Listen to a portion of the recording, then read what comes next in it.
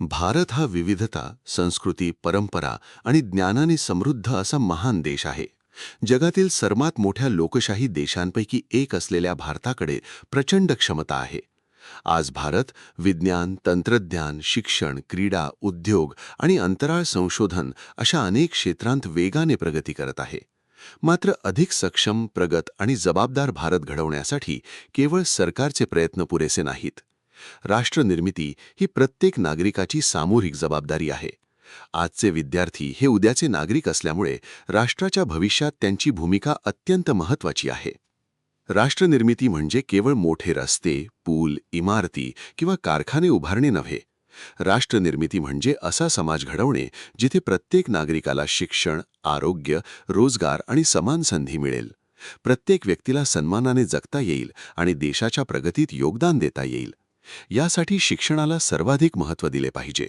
शिक्षणामुळे केवळ ज्ञान मिळत नाही, तर विचार करण्याची क्षमता, शिस्त, आत्मविश्वास, प्रामाणिकपणा आणि सामाजिक जाणीव विकसित होते. भारताच्या राष्ट्रनिर्मितीत युवकांची भूमिका अत्यंत महत्त्वाची आहे. आजचा विद्यार्थी उद्याचा डॉक्टर, अभियंता, शास्त्रज्ञ, शिक्षक, उद्योजक, सैनिक किंवा प्रशासकीय अधिकारी असणार आहे. त्यामुळे विद्यार्थ्यांनी केवळ चांगले गुण मिळवण्यावर लक्ष न देता चांगला माणूस आणि जबाबदार नागरिक बनण्याचे ध्येय ठेवले पाहिजे.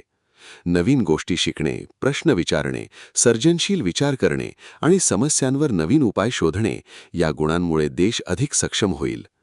राष्ट्रनिर्मितीमध्ये सामाजिक जबाबदारीचे विशेष महत्त्व आहे. आपण कायद्यांचे पालन करणे, सार्वजनिक मालमत्तेचे रक्षण करणे, स्वच्छता राखणे, गरजू व्यक्तींना मदत करणे आणि इतरांच्या अधिकारांचा आदर करणे आवश्यक आहे. समाजात जात, धर्म, भाषा किंवा प्रांताच्या आधारावर भेदभाव न करता सर्वांशी समानतेने वागणे ही प्रत्येक नागरिकाची जबाबदारी आहे. एकता आणि बंधुभाव हेच भारताच्या सामर्थ्याचे खरे आधार आहेत. आज विज्ञान आणि तंत्रज्ञानाच्या क्षेत्रात भारत वेगाने पुढे जात आहे.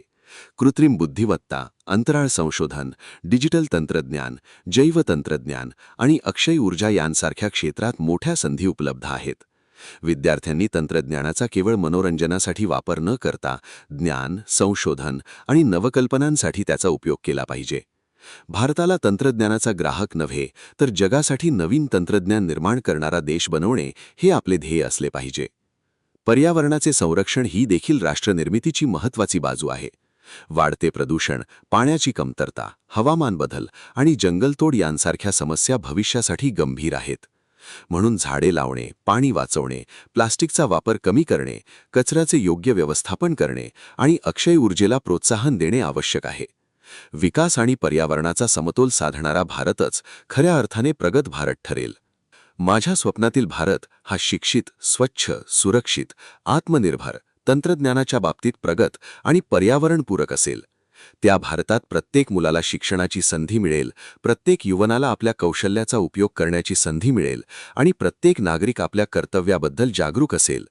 विविधतेत एकता जपत भारत जगासमोर शांतता, मानवता आणि प्रगतीचे उदाहरण बनेल. शेवटी मला असे वाटते की भारताचे भविष्य केवळ सरकारच्या हातात नाही, ते आपल्या सर्वांच्या हातात आहे. राष्ट्रनिर्मितीची सुरुवात मोठ्या घोषणांनी नव्हे, तर आपल्या छोट्या छोट्या जबाबदाऱ्या प्रामाणिकपणे पार पाडण्यापासून होते. विद्यार्थी म्हणून आपण मनापासून अभ्यास करू, चांगले संस्कार अंगीकारू, समाजाची सेवा करू आणि देशाच्या प्रगतीसाठी योगदान देण्याचा संकल्प करूया. आजची जबाबदार पिढीच उद्याचा मजबूत भारत घडवेल. चला, एकत्र येऊया, मोठी स्वप्ने पाहूया आणि आपल्या कृतीतून एक सक्षम, प्रगत, स्वावलंबी आणि जबाबदार भारत घडवूया. जय हिंद.